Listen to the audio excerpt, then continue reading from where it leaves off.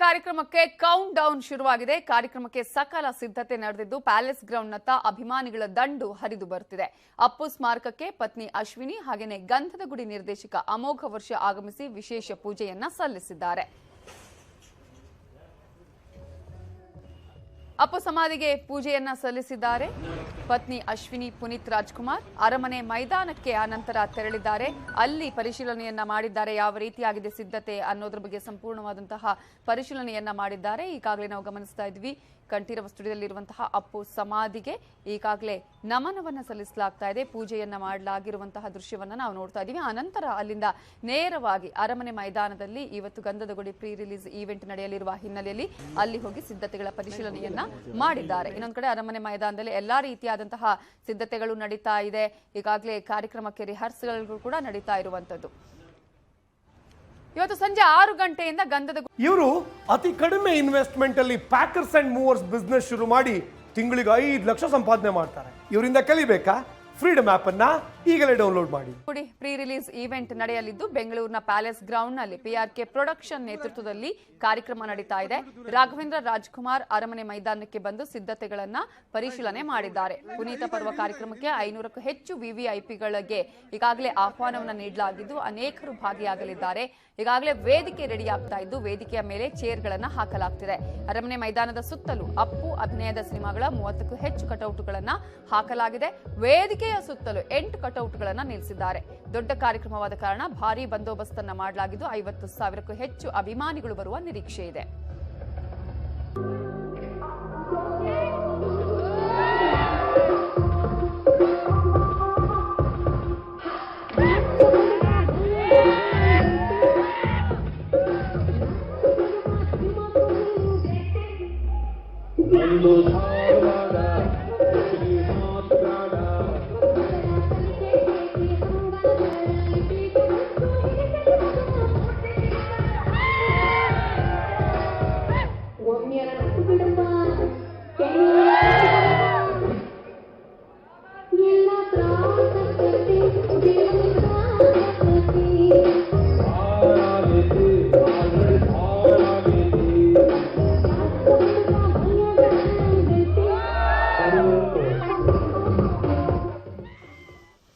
ರಾಘವೇಂದ್ರ ರಾಜ್ಕುಮಾರ್ ಅರಮನೆಯ ಮೈದಾನಕ್ಕೆ ಬಂದಿದ್ದಾರೆ. ಹಾಡುಗಳನ್ನ ರಿಹರ್ಸಲ್ ಮಾಡ್ತಾ ಇದ್ದಾರೆ. ಈಗಾಗಲೇ ಎಲ್ಲಾ ರೀತಿಯ ಸಿದ್ಧತೆಗಳನ್ನು ಕೂಡ ಮಾಡಲಾಗ್ತಾ ಇದೆ. ಅರಮನೆ ಮೈದಾನದಲ್ಲಿ ಪ್ರಮುಖವಾಗಿ ಈಗಾಗಲೇ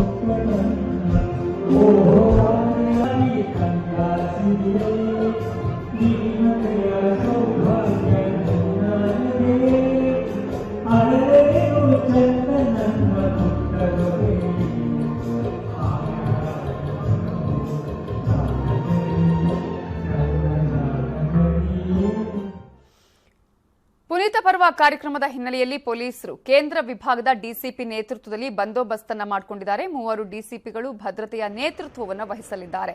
ಅಲ್ಲದೆ ಕೆಎಸ್ಆರ್ಪಿ ತುಕಡಿಯನ್ನು ನಿಯೋಜನೆ ಮಾಡಲಾಗಿದೆ. ಸುಮಾರು 30,000 ಆಸನ ವ್ಯವಸ್ಥೆಯನ್ನ ಮಾಡಲಾಗಿದೆ.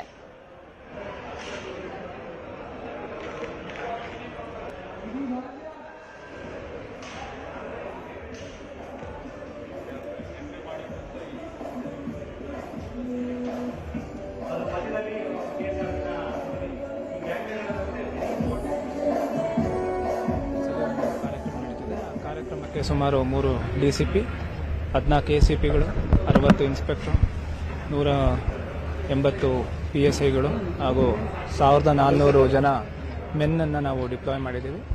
ಗಣ್ಯ ವ್ಯಕ್ತಿಗಳೆಲ್ಲ ಬರೋದ್ರಿಂದ ಇಲ್ಲಿ ಹೆಚ್ಚಿನ ಭದ್ರತೆ ಕೈಗೊಂಡಿದ್ದೀವಿ. ಹಾಗೂ ಯಾವುದೇ ರೀತಿಯಾದಂಥ ಯಾರು ನೋಡೋಕ್ಕೆ ಬರ್ತಾರೆ ವೀಕ್ಷಕರಿಗೆ ಅವ್ರಿಗೆ ಯಾವುದೇ ರೀತಿಯಾದಂಥ ತೊಂದರೆ ಆಗದೇ ಇರೋಂಗೆ ನಾವು ಅಚ್ಚುಕಟ್ಟಾಗಿ ಬಂದೋಬಸ್ತ್ ಪ್ಲಾನ್ನ ಮಾಡಿಕೊಂಡಿದ್ದೀವಿ. ನಮಗೇನು ಕೊಟ್ಟಿದ್ದಾರೆ ರೈಟಿಂಗಲ್ಲಿ, ಅದ್ರ ಪ್ರಕಾರ ಅವರು ಸುಮಾರು ಒಂದು 25,000 ಜನ ಸೇರೋವಂಥ ನಿರೀಕ್ಷೆ ಇದೆ. ನಾವು ಅದಕ್ಕೆ ತಕ್ಕಂತೆ ಬಂದೋಬಸ್ತ್ನ ನಾವು ರೆಡಿ ಮಾಡ್ಕೊಂಡಿದ್ದೀವಿ. ಹೌದು, ನಾವು ಸುಮಾರು 20 ಕೇಳಿದ್ದೀವಿ. ಅದನ್ನೆಲ್ಲನೂ ಸ್ಟ್ರಾಟಜಿಕ್ ಪಾಯಿಂಟ್ಸಲ್ಲಿ ನಾವು ಡಿಪ್ಲಾಯ್ ಮಾಡ್ಕೊಂಡು ನಾವು ಅದ್ರನ್ನು ಯುಟಿಲೈಸ್ ಮಾಡ್ತೀವಿ. ಈಗ ಎಲ್ಲರಿಗೂ ಪಾಸ್ ಯಾರ ಹತ್ರ ಇದೆ ಆ ಪಾಸ್ ಇರೋರ್ಗಷ್ಟೇ ನಾವು ಒಳಗಡೆ ಅವಕಾಶ ನೀಡ್ತೀವಿ.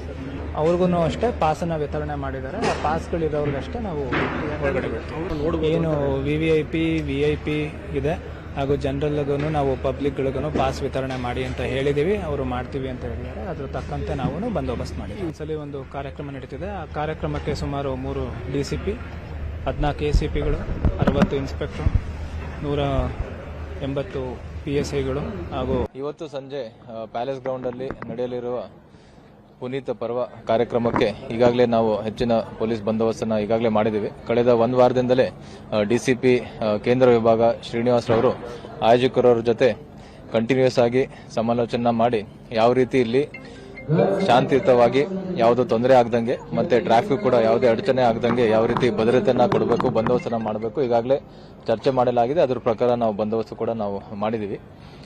ಈ ಒಂದು ಬಂದೋಬಸ್ತಲ್ಲಿ 3 ಜನ DCPs, 14 ಜನ ACPs, 60 ಜನ ಇನ್ಸ್ಪೆಕ್ಟರ್ಸ್ ಮತ್ತೆ ಸುಮಾರು 1,000 ಜನ ಹೆಡ್ ಕಾನ್ಸ್ಟೇಬಲ್ಸ್ ನಿಯೋಜನೆ ಮಾಡಿದ್ದೀವಿ. ಅದಲ್ಲದೆ ಕೆಲವು ಇಂಪಾರ್ಟೆಂಟ್ ಪ್ರದೇಶದಲ್ಲಿ ಸುಮಾರು 15 KSRP ತುಕಡಿನೂ ಕೂಡ ನಾವು ನಿಯೋಜನೆ ಮಾಡಿದ್ದೀವಿ. ಮತ್ತೆ ಈ ಜಾಗದಲ್ಲಿ ಅನೇಕ ಈ ಬಾಕ್ಸಸ್ಗಳನ್ನು ಮಾಡಿ ವಿಶೇಷ ಆಹ್ವಾನಿತರಿಗೆ, VIPsಗಳಿಗೆ ಮತ್ತೆ ಬೇರೆ ಪಾಸ್ ಹೋಲ್ಡರ್ಸ್ಗಳಿಗೆ ಸಪರೇಟ್ ಎಂಟ್ರಿಯನ್ನು ಕೊಟ್ಟು ಕೂಡ ನಾವು ಎಲ್ಲ ರೀತಿಯಂತ ವ್ಯವಸ್ಥೆಯನ್ನು ಕೂಡ ಮಾಡಿದ್ದೀವಿ. ಸುಮಾರು 25,000 ರಿಂದ 30,000 ಚೇರ್ಸ್ ಹಾಕಿದ್ದಾರೆ. ಸೊ ಸಂಜೆ ಗೊತ್ತಾಗುತ್ತೆ, ಸುಮಾರು 3-4 ಗಂಟೆ ಗೊತ್ತಾಗುತ್ತೆ. ಈಗಾಗಲೇ ಆಯೋಜಕರಿಗೆ ನಾವು ತಿಳಿಸಿದೀವಿ, ಅವರು ಕೂಡ ಪಾಸ್ ಅನ್ನ ವಿತರಣೆ ಮಾಡಿದ್ದಾರೆ. ಇವತ್ತು ಸಂಜೆ